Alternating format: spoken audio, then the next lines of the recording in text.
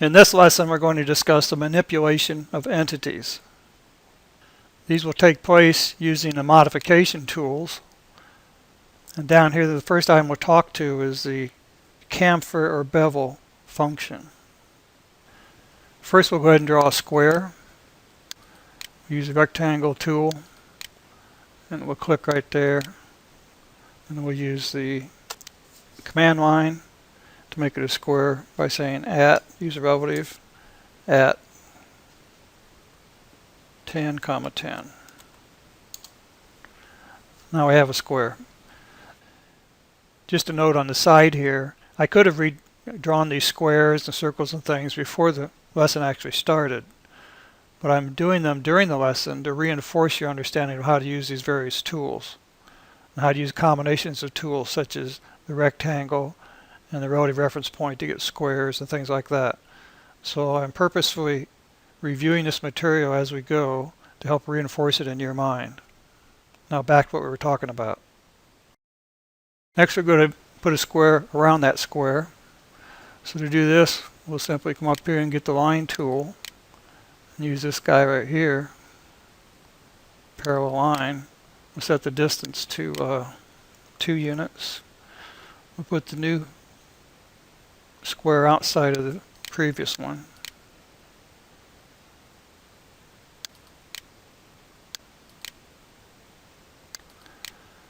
Then we use the other tool, joining these two entities.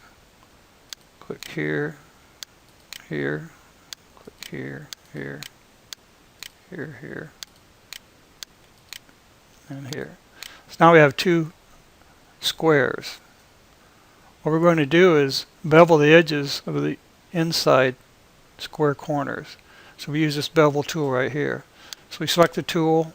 Notice it says choose the first entity. It's going to be this line.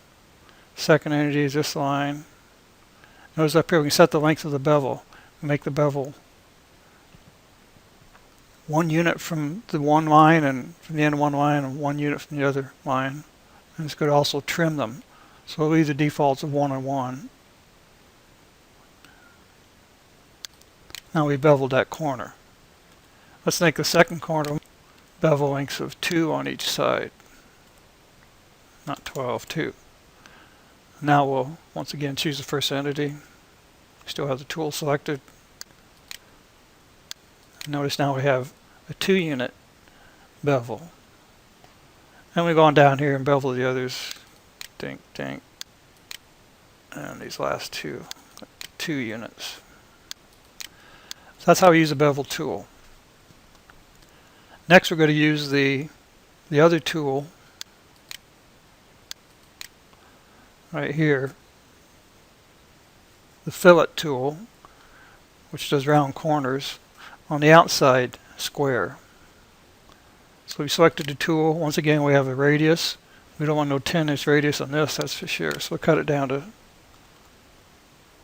2. Once again, choose the first entity, this line, second entity, this line over here.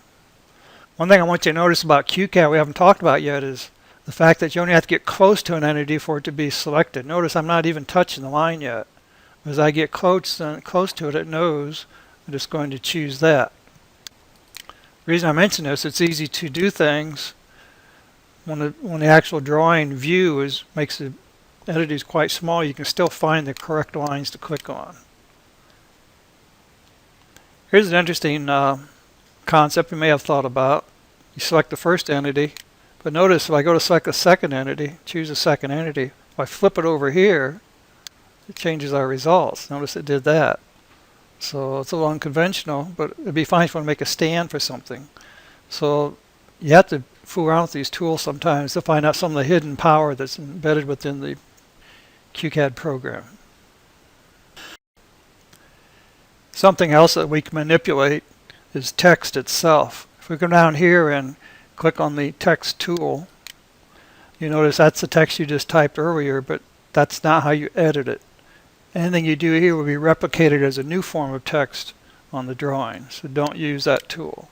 Instead, you have to come over here, go to the Modify tool group, and down here and use this A with an I-beam. I guess the I-beam indicates to edit. So you select the edit text tool and it says choose your text. So you choose your text and now you have full function capability. I can do anything in this text that I want to. And once I'm finished, then I just simply say OK, and it just changed that text. So that's another tool that can be used to manipulate entities.